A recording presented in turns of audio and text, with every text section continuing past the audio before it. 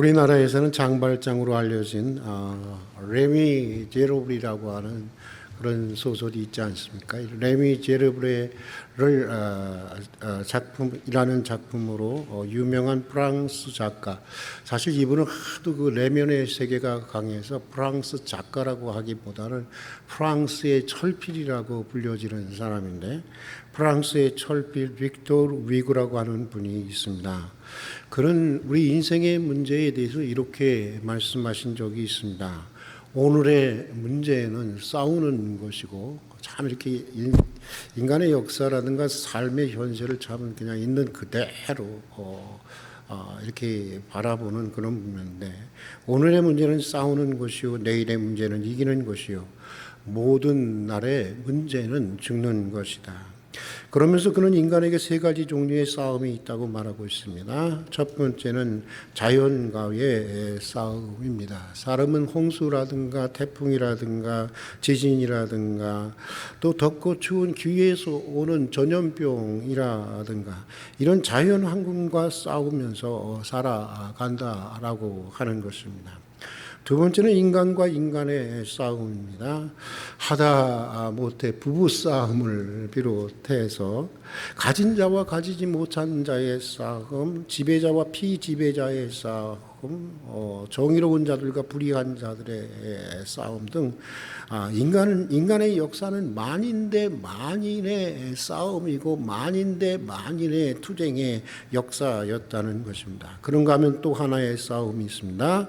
그것은 바로 자기 자신과의 싸움입니다. 사람은 욕된 탐욕과 자신의 나약함과 싸우며 살아가야 하는 것이고, 또 그러면서 자기의 진실을 지켜나가야 하기 때문에 자신과의 싸움이 불가피하다고 하는 것입니다. 그런데 여러분, 세 가지 싸움 중에 가장 힘들고, 여러분의 경험에 의하면 가장 힘들고 어려운 싸움은 어떤 싸움일까요? 여러분, 어떤 싸움일까요? 사람마다 아마 다를 수도 있겠지만 일반적으로는 두말할 것도 없이 자신과의 싸움이라고 저는 생각합니다. 가끔 목회를 하면서 무엇이 가장 힘드냐라는 질문을 받게 됩니다. 시골교회 목사니까 경제력이 힘드냐, 뭐 이런저런 뭐 환경이 힘드냐, 뭐 이런 여러 질문을 받을 때가 있습니다. 그런 질문을 받을 때마다 제 대답은 언제나 동일합니다. 그것은 바로 내 자신입니다. 나이가 들면 들수록 목회를 하면 할수록 내가 가장 큰 나의 원수요, 내게 있어서 가장 큰 적이고, 나라는 존재가 가장 넘어서기 힘든, 가장 극복하기 힘든 장애물이라고 하는 것을 실감해 가고 있습니다. 여러분, 솔직히 자신을 극복할 수만 있다면, 자신을 넘어설 수만 있다면 문제가 될 것이 없는 것입니다. 환경이 문제고, 경제가 문제고, 정치가 문제고, 악한 사람이 문제라고들 하지만 내가 그것을 극복할 수 없을 때 문제인 것이지, 내가 그것을 넘어설 수 있고 극복할 수 있는 능력이 있다고 한다면 그것은 그다지 문제가 되지 않는 것입니다. 근본적인 문제는, 근본적인 것은 바로 나 자신의 자기 극복의 능력에 열려 있는 것입니다. 어느 날 쇼펜하우어라고 하는 그 유명한 철학자가 너무 골만한 생각을 이렇게 하면서 걷다가 그만 앞에 오는 사람을 보지 못하고 앞에 있는 사람을 들이받았습니다. 상대방은 화가 나서 당신은 무슨 생각을 하기에 사람을 도대체 쳐다보지도 않고 가느냐 하면서 도대체 당신 누구요? 하고 물었습니다. 그때 쇼펜하우어는 머리를 극적이면서 글쎄요, 바로 그것이 제가 지금 고민하고 있는 문제입니다. 내가 누군지 몰라서 지금 이렇게 골몰하게 생각하면서 가고 있는 것입니다. 라고 했다고 하는 것입니다. 웃기만 할 수 없는 이야기입니다. 여러분, 정말 여기 있는 나는 누구이고 여러분은 누구이십니까? 여러분은 얼마나 여러분 자신에 대해서 얼마나 진지하게 생각하고 얼마나 진지하게 성찰하시면서 살아가고 있습니까? 사람들은 자신을 가장 소중하게 여깁니다. 그런데 이상한 것은 이것입니다. 자신을 가장 소중하게 여긴다고 하면서도 실제로는 자신을 진지하게 생각하며 살아가는 사람들은 사실 그렇게 많지 않다라고 하는 것입니다. 그저 이익에 따라 살아가고 생각 없이 살아가고 그냥 군중들에 묻혀서 이리저리 살아갑니다. 내 인생을 살아가는 것인지 다른 사람들의 인생을 살아가는지 모를 정도입니다. 자신을 객관화하면서 하나님이 주신 주체적인 자기 인생을 살아가는 사람들 참 찾아보기가 힘든 것이 현실입니다. 그래서인지 남 미련한 건 알면서도 다른 사람 미련한 건 알면서도 자기가 미련한 건 모르는 것입니다. 참 이런 사람들 있지 않습니까?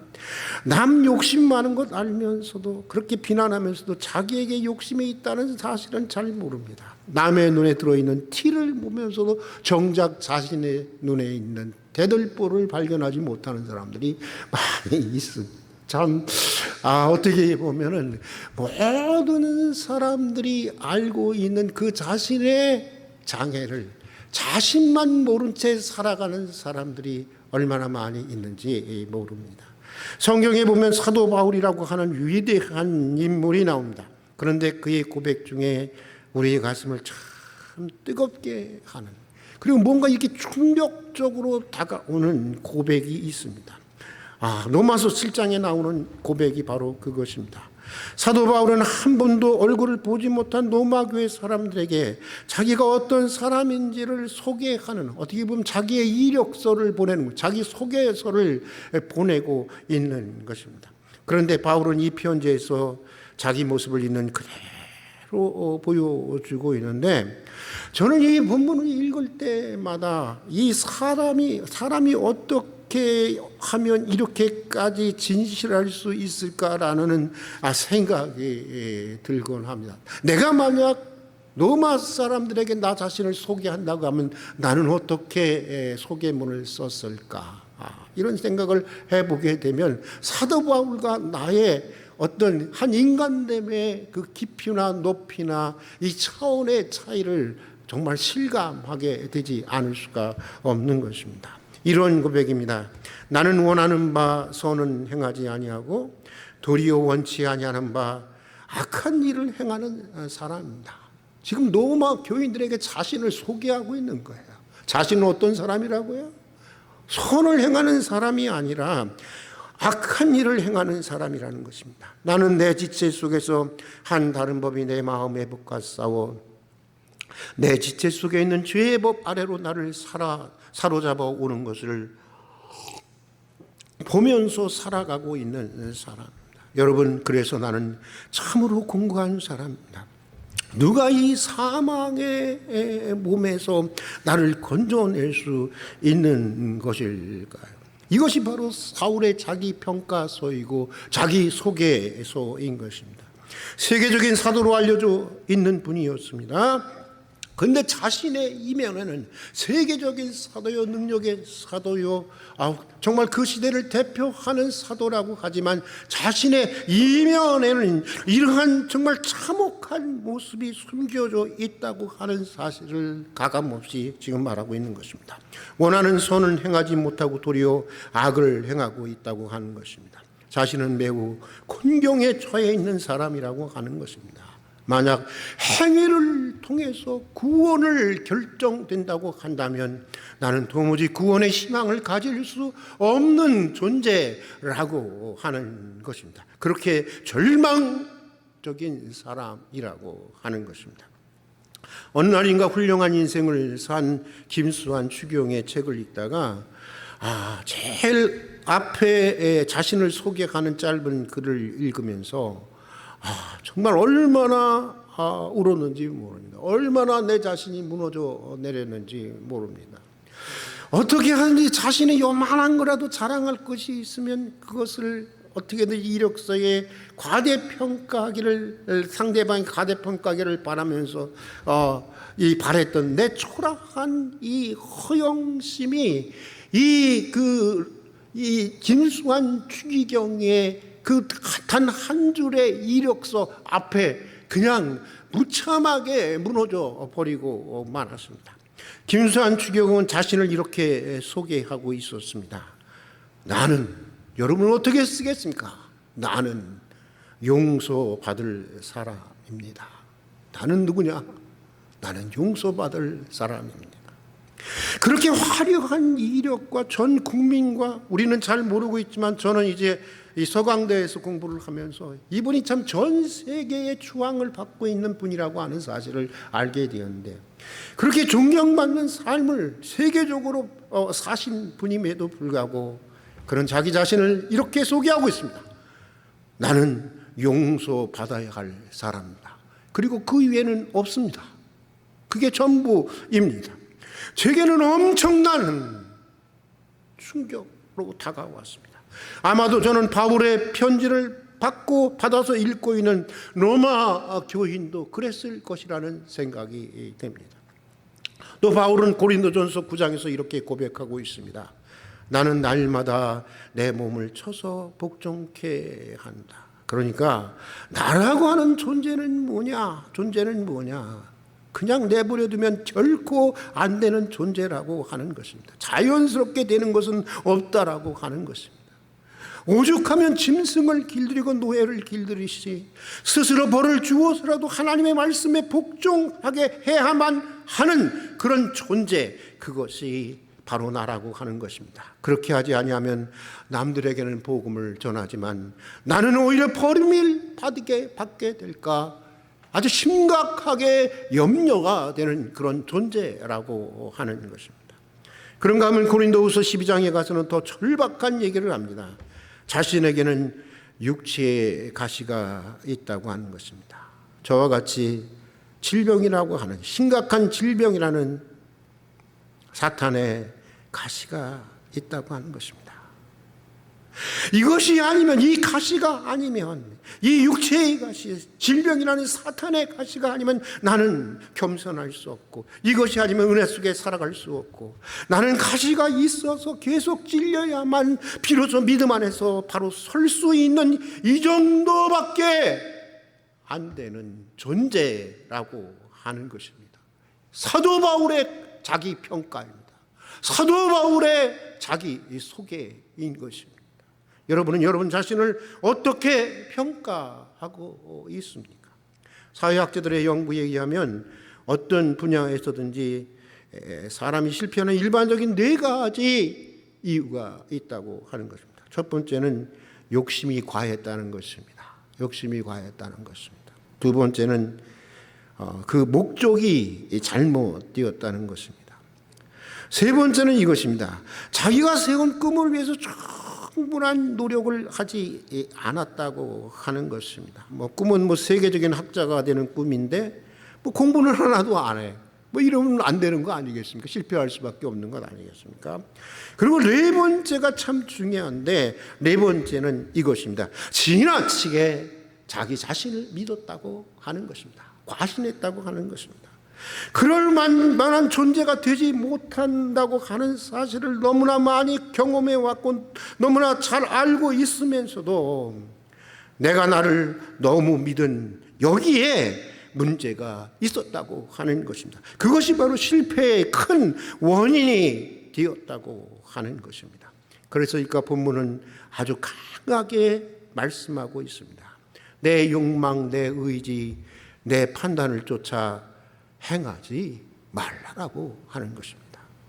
성령을 쫓아 행하라는 것입니다. 그리하면 욕망을 이기고, 죄의 욕망을 이기고 바른 판단을 할 수 있고, 온갖 정욕과 죄악에 대한 욕망으로 가득 찬 자신을 이겨낼 수 있다고 하는 것입니다. 자기를 극복할 수 있고 자기를 넘어설 수 있는 능력을 가지게 된다고 하는 것입니다. 요즘에 자주 사용되는 표현이 있습니다. 여러분 혹시 들어보셨습니까? 패러다임 시프트. 여러분 이런 말 들어보셨어요? 패러다임 스위치. 이런 말씀 들어보셨습니까? 안 들어보셔도 상관없습니다. 어쨌든 요즘에 가장 많이 쓰여지는 것이 패러다임 패러다임 스위치라고 하는 말인데, 이 말은 이런 것입니다. 지금까지 우리가 이해해오고 지금까지 정말 살아왔던 모든 규범을 완전히 뜯어고치라는 것입니다. 전적으로 뜯어고치라는 것입니다. 완전히 새로워져야 한다는 것입니다. 육적인 삶의 규범을 따르는 데에서, 그러니까 우리 오늘 말씀으로 보면은 육적인 삶의 규범을 따르는 데에서, 세상적인 삶의 규범을 따르는 데에서 성령을 따르는 영적인 규범으로 완전하게 패러다임 전체가 쉬프트 되어야 되고, 패러다임 전체가 스위치 되어야 한다라고 하는 것입니다. 이 프로 선수들도 종종 슬럼프에 빠질 때가 있다고 합니다. 뭐 아마추어들만 슬럼프에 빠지는 게 아니라고 합니다. 몇 달 동안 안 되기 시작하면 뭐 바둑이든 뭐든 뭐 어떤 분야든 다 슬럼프가 있다는 거예요. 야구도 그렇고 축구도 그렇고 배구도 그렇고 바둑도 그렇고, 뭐 프로 기사들이 있잖아요. 뭐 도박도 그렇겠네요. 타짜들. 이 슬럼프에 빠질 때가 있다고 합니다. 그러면 몇 달 동안 정말 안 되기 시작하면 점점 더 이 불안해져서 아무리 몸부림을 쳐도 안 된다는 거예요. 그러니까 어떤 게 내 내부에 생기냐 하면, 내면에 나는 해도 안 돼, 이런 마음이 생긴다는 거예요. 그러니 하면 잘 되겠어요, 안 되겠어요? 더 한다는 거죠. 악순환이 계속 반복되는 것입니다. 성적이 형편없이 떨어지게 됩니다. 그럴 때 다시 올라갈 수 있는 비결은 무엇이냐? 비결은 다 잊어버리고 처음부터 다시 시작하는 것이랍니다. 다 잊어버리고, 지금까지 했던 거 그거 다 버리고 처음부터 다시 시작하는 것이랍니다. 기본 교과서를 보고 지초부터 다시 시작한다고 합니다. 그동안에 상 받은 거 다 잊어버리고, 그동안에 우승했던 거 다 잊어버리고, 완전히 초심으로, 초보자로 돌아가서 다시 처음부터 시작한다고 합니다. 그래야만이 슬럼프를 극복할 수 있다고 하는 것입니다. 여러분, 모든 삶이 그렇지요. 그런데 믿음의 삶도 그런 것입니다. 슬럼프라는 것이 있습니다. 혹시 여러분 슬럼프입니까? 난 좀 슬럼프인 것 같다 하는 사람 한번 손 한번 들어보실래요? 내가 보기에는 많은 것 같은데 안 드네. 예, 저만 슬럼프입니다. 여러분, 저쪽도 슬럼프예요. 또 슬럼프 있는 사람 없습니까? 괜찮아요. 살다 보면 우리 슬럼프에 빠지기를 하는 겁니다. 근데 여러분, 이 슬럼프로부터 벗어나기 위해서는요, 제일 중요한 것은 무엇이냐? 원점으로 다시 돌아가야 한다고 하는 것입니다. 보통 우리가 슬럼프에 빠지게 되면 자꾸만 결심하려고 합니다. 고치려고 합니다. 그리고 맹세합니다. 심지어 저 같은 경우에는 옛날에 혈서를 수십 번 썼어요. 얼마나 아픈지. 혈서를 썼어요. 여러분, 그런데 슬럼프에서 벗어날 수 있었을까요? 그렇지 않더라고요. 여러분, 이제 이런 유치한 짓은 그만두어야 하는 것입니다.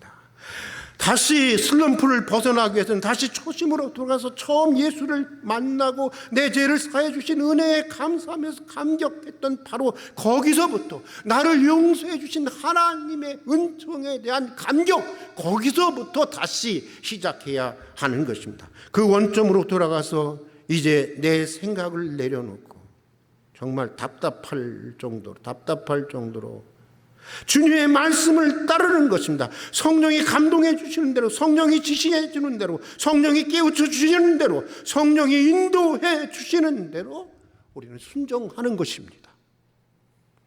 원수를 이기려고 몸부림칠 거 없습니다. 죽겠죠? 여러분, 이겨봐야 되는데 이겨지지 않으니까 몸부림을 칩니다. 용트림을 합니다. 그럴 필요가 없습니다. 미워하는 자를 같이 미워할 것이 없습니다. 핍박하는 자를 피해할 이유가 없습니다. 성령 안에 있는 사람은 그냥 사랑해버리는 것입니다. 그냥 사랑해버리는 것입니다. 비방하는 자들을 위해서 그냥 복을 비는 것입니다. 이것이 성령의 역사입니다. 이것이 성령이 함께하는 삶이고, 이것이 성령을 쫓는 삶이고, 이것이 바로 성령을 따르는 삶인 것입니다. 도둑질 하는 사람들은, 저도 옛날에 도둑질을 해봤습니다. 아우, 목사님이 도둑놈이었네요. 저는 여기 99% 이상이 도둑질이었다고 생각을 합니다. 어머니 돈 이렇게 뺐잖아요. 여러분, 저금통장에 있는 돈 거기 100원, 200원 빼갖고 사 먹었잖아요. 남의 집 것 이렇게 밭 가갖고 서리 안 해 먹었습니까? 시골에 살던 분들. 네. 그것 이외에도 도둑질 진짜 전문적으로 직업적으로 하시는 분들도 있죠. 예, 그럴 수도 있습니다. 도둑질을 하는 사람들은 이제 열심히 일해서 이웃을 돕는 것입니다. 교만했던 사람들은 어린아이의 마음으로 돌아가서 겸손해지는 것입니다. 내가 남을 도왔다고 생각했던 것, 내가 누군가를 도왔다고 생각하는 것, 내가 무언가를 했다고 생각하는 것 다 내려놓고 다 잊어버리고 오로지 나는 도움을 받으며 은혜를 받으며 살아왔노라고 생각하며 다시 시작하는 것입니다.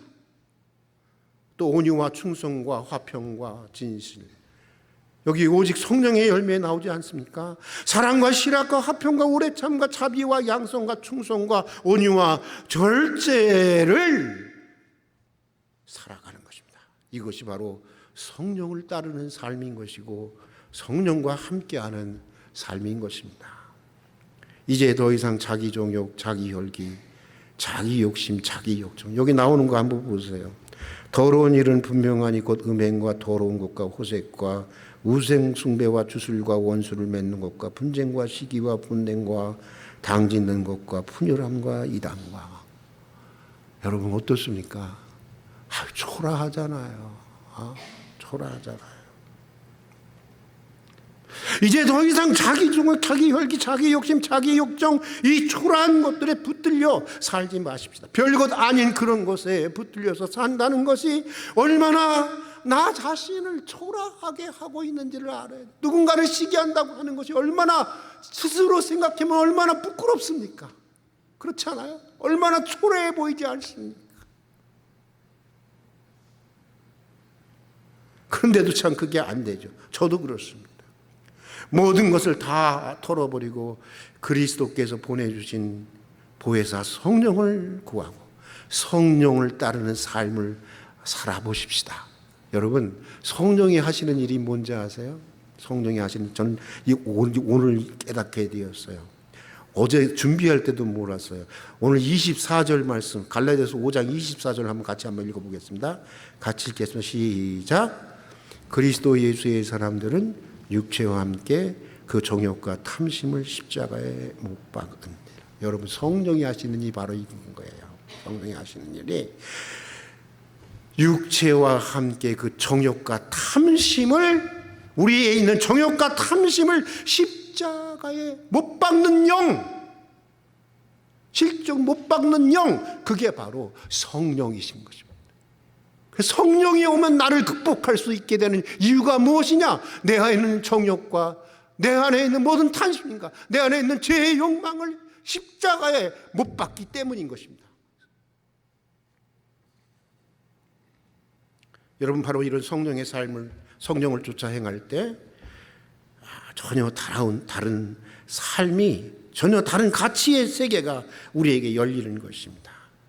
물론 성령이 우리에게 임한다고 해서 맨날 헤헤거리면서 이렇게 행복해, 해피 이러면서 살아갈 수 있는 게 아니에요. 그런 게 아니에요. 그거 이상한 거예요. 정신병원 가봐야 되는 거예요, 여러분.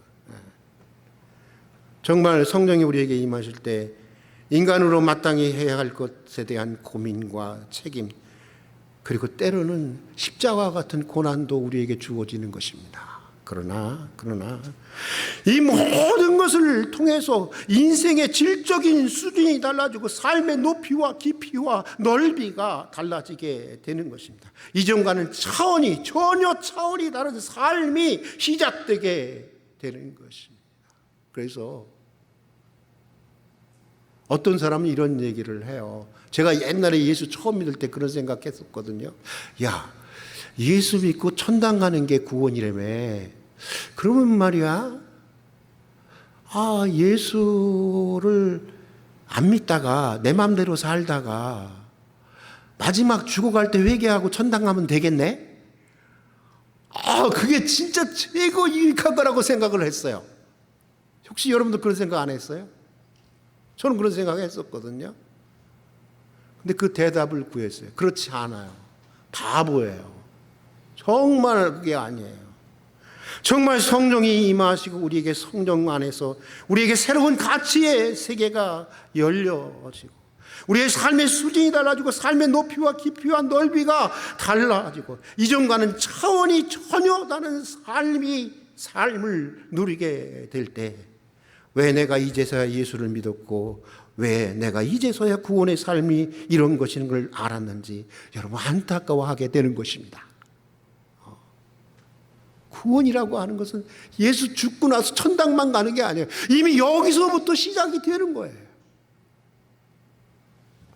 물론 이런 삶은 힘으로도 못하고 능으로도 하지 못합니다. 오직 무엇으로만 가능한 거예요? 성령의 능력으로만 가능한 것입니다. 여러분 성령을 구하고 성령이 원하시는 삶을 살 수 있는 여러분들이 될 수 있기를 주의 이름으로 축복합니다. 성령을 따르세요. 그렇게 하실 거예요? 네. 성령을 쫓아 행하십시오. 하나님은 오늘 잠언과 갈라디아서를 통해서 이렇게 말씀하고 있습니다. 우리 한번 따라서 한번 해볼 거예요. 노하기를 더디하는 자는 용사보다 낫고 자기 마음을 다스리는 자는 성을 빼앗는 자보다 나으니라.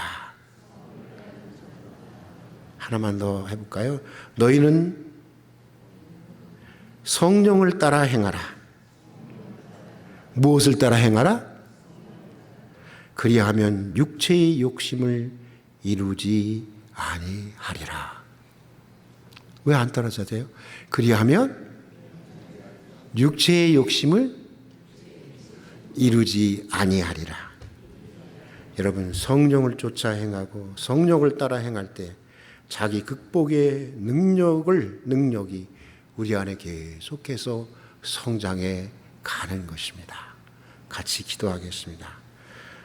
선을 행하려는 마음은 있으나 악을 행할 때가 참 많이 있었습니다. 일상의 작은 것에서부터 절제하는 삶의 노력이 매우 부족했습니다.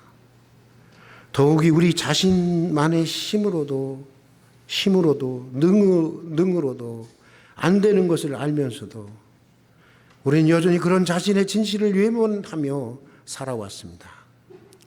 이제 일생의 작은 부분부터 아주 작은 것에서부터 성령을 구하게 해 주시옵소서. 성령이 원하시는 삶을 살아가게 해 주시옵소서. 성령이 감동해 주시는 대로, 성령이 지시해 주시는 대로, 성령이 깨우쳐 주시는 대로, 성령이 인도해 주시는 대로 성령의 능력으로 순종하는 삶을 살게 해 주시옵소서. 예수님 이름으로 기도드립니다. 아멘. 우리 다 같이 찬송가 50장 부르시면서 준비하신 헌금을 하나님께 드리도록 하겠습니다.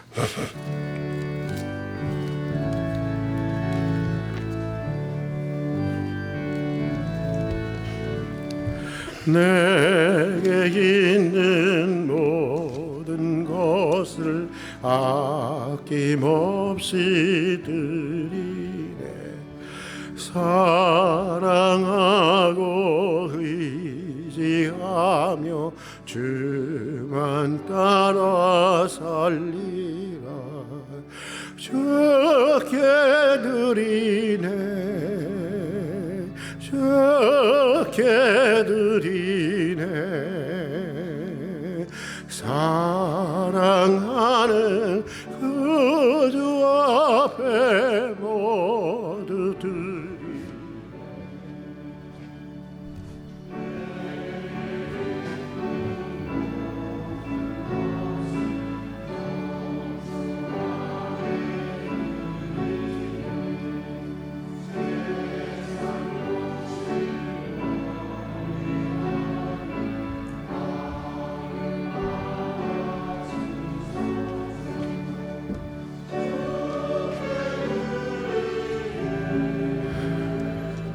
주께 드리네 사랑하는 거주 앞에 모두 드리네 내게 있는 모든 것을 주를 위해 드리네 주의 성령 충만하게 내게 내려주소서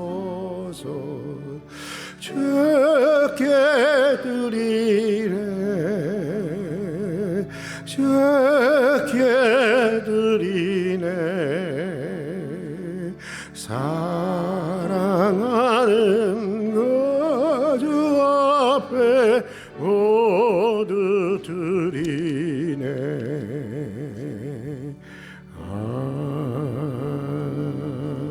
아멘. 같이 기도하겠습니다. 은혜와 사랑이 풍성하신 하나님 아버지 오늘도 베풀어 주신 주의 크신 은혜를 기억하며 감사로 드리는 예물을 받아 주시옵소서. 우리에게 있는 모든 것들이 주님께로부터 왔고 또 모든 것들이 주님의 선한 뜻을 위해서 쓰여져야 하는 것을 고백하는 믿음으로 예물을 드립니다. 어려운 때이지만 정성을 다해서 드리는 성도들의 예물을 받아주시고 예물과 더불어 성도들의 땀과 수고와 눈물의 소원도 받아주셔서 드려지는 예물처럼 성도들의 인생과 가정을 복되고 아름답게 해 주시옵소서. 성도들의 일터에도 복을 주셔서 깨끗한 수고에 정직하고 성실한 수고에 언제나 풍성한 결실이 뒤따르게 해 주시옵소서. 오늘도 고난 가운데 있는 성도들을 기억해 주소서. 오늘도 입원해 있는 성도들을 기억해 주시옵소서. 오늘도 환우들을 기억해 주셔서 오늘 그 아픔의 자리가 오히려 기도의 자리가 되게 해주시고 깨닫는 자리가 되게 해주시고 오늘 그 눈물의 자리가 치유하시고 회복하시는 하나님의 놀라운 이사와 기사와 능력을 경험하는 은총의 자리가 꼭 되게 도와주시옵소서. 우리 모든 성도들에게 영원히 잘 되고 강건하며 범사에 형통한 은혜를 내려 주시옵소서. 성령의 사람이 되게 하소서. 성령을 따르게 해 주소서. 성령을 쫓아 행하는 사람들이 되게 해 주시옵소서. 예수님 이름으로 기도드립니다. 아멘.